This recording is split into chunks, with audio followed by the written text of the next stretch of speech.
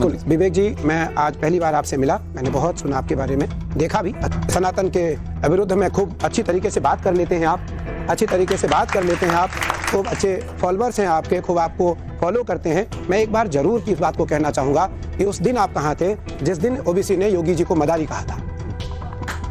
योगी जी को मदारी कहा था, इन्हें कपड़े पहनने का अकल नहीं है। आप देखने में क्या पहन के आया हूँ, कोई वस्त्र। दूसरा, ओबीसी से मेरा कभी कोई संबंध नहीं है, मैं कभी उससे मिला नहीं, मिलना भी नहीं चाहता। मेरा भी नहीं। ठीक है, हो सकता है आप कभी गुप्त मिले हो। नहीं। अच्छा, उस व्यक्ति ने सनातन को उतनी गालियां दिया जी, उतने अभद्र टिप्पणी किया, उस समय आपका एक पिटीशन कोर्ट में क्यों नहीं गया?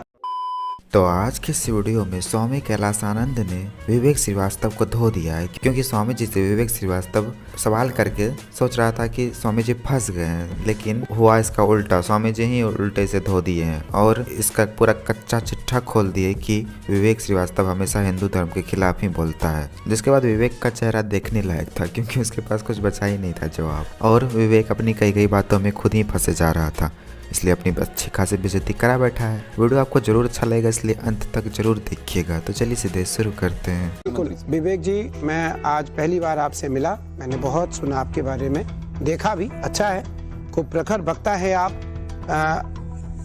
सनातन के विरुद्ध में खूब अच्छी तरीके से बात कर लेते हैं आप, अच्छी तरीके से बात कर लेते हैं आप।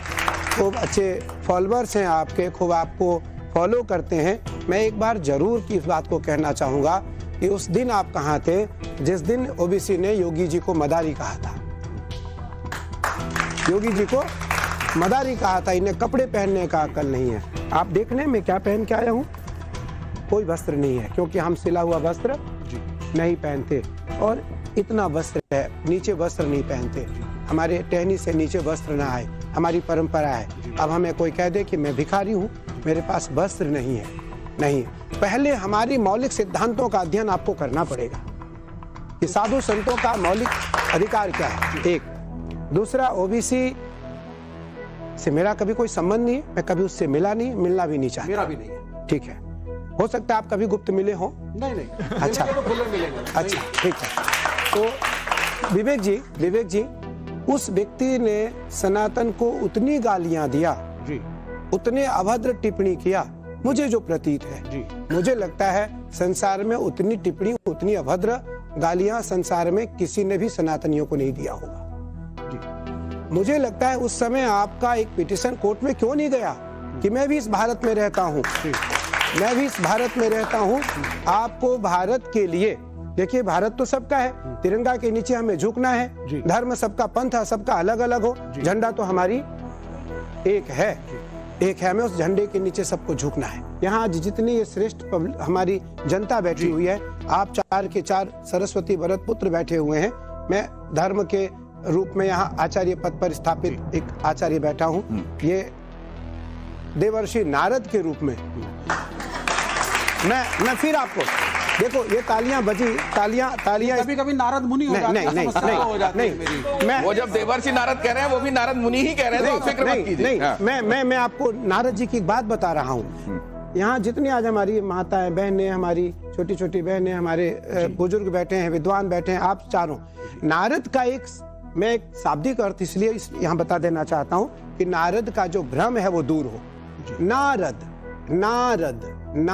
जिसकी वाणी कभी रद्द ना हो, वो नारद है। नारद साधारण शब्द, नारद जिसकी वाणी रद्द न हो। और नारम ज्ञानम ददाति इति नारदः, जो हमारे जैसे, आप जैसे विद्वान को नहीं, हमारे जैसे मूर्ख को, हमारे जैसे सामान्य जनता को सत ज्ञान दे, वो नारद है, वो नारद है। नहीं, मेरा एक ये कहना है, मैं आपको 2 मिनट रोकूंगा सिर्फ। आपने योगी आदित्यनाथ जी की बात करी, नहीं, आपकी आज्ञा से ये चला लूं। नहीं, आपकी बात पूरी होगी, आप ही की बात पूरी होगी। जरा ये देख लीजिए, उसके बाद अपनी बात कहिएगा जी। ये चलाइए जरा। अरे जिहाद तुम जानते नहीं, जिहाद अगर किसी ने किया ना, फडणवीस, अल्लामा फजल हक खैराबादी ने अंग्रेजों के खिलाफ किया था जिहाद का फतवा देकर। जिहाद अगर किसी ने किया था इस देश को आजाद कराने के लिए, तो मुरादाबाद के अल्लामा काफी ने दिया था। बुर्रे जिहाद, वोट जिहाद, धर्म युद्ध। लगता है फडणवीस, तुम जरा थोड़ा दिमाग वोट जिहाद करना पड़ेगा, ये तो हमने कई बार सुना। अब अगर उसको लेकर ये कहा गया कि फिर इसको काउंटर करने के लिए आपको धर्म युद्ध करना पड़ेगा, तो इस पर ये ओवैसी जी अपनी बात कह रहे थे। नहीं, मैं एक चीज पहले आप कह लीजिए जरा, अब ये प्रसंग हुआ है तो जरा इस पर टिप्पणी आ जाने दीजिए। देखिए, वोट हमारा मौलिक अधिकार है और हम वोट उसी को देंगे जो राष्ट्र का रक्षक होगा, जो राष्ट्र का रक्षक होगा। हम अपना मत का अधिकार उसी को देंगे जो धर्म का रक्षक नहीं, राष्ट्र का रक्षक होगा। धर्म का रक्षक अलग अलग हो सकते हैं, आप अलग धर्म के हो सकते हैं, मैं अलग धर्म का हो सकता हूं, आप अलग धर्म के हो सकते हैं, लेकिन राष्ट्र सबका है। जो राष्ट्र की रक्षा, राष्ट्र में सर्वोपरि कौन है? गंगा, गाय, मानवता, मौलिक सिद्धांत और राष्ट्रीय परंपरा, राष्ट्रीय ध्वज। इन पांचों के प्रति जिसका समर्पण होगा वो वोट का अधिकारी है। देखिए, इससे ये जो कहा जा रहा है, इससे किसी का अहित नहीं होता, बल्कि इससे किसी का अगर होगा तो मंगल ही हो सकता है। लेकिन 2014 से पहले, 2014 के बाद और आगे सनातन आपको कैसा दिखाई देता है? देखिए, राहुल जी बहुत बड़े पत्रकार हैं, मैंने सुना है इनके बारे में, पर मैं एक बात बताना चाहूँगा कि आज जो हमारी चिंता का विषय है वो ये है बेटी रोटी और चोटी। बेटी रोटी और चोटी। आप हमें बताएं, जो जाति की बात आती है तो जाति तो हमारे यहाँ वेद की परंपरा है। एक मंत्र है, ब्राह्मणों से मुखम आसिद बाहु राजन्या कृता उरु तदस्य जात वैदा। तो भगवान के अंग से ही चारों की उत्पत्ति है, ब्राह्मण, क्षत्रिय, वैश्य और शूद्र। हमारे यहाँ अलग नहीं माना गया इसको, हमने अलग इसको दिया ही नहीं कभी।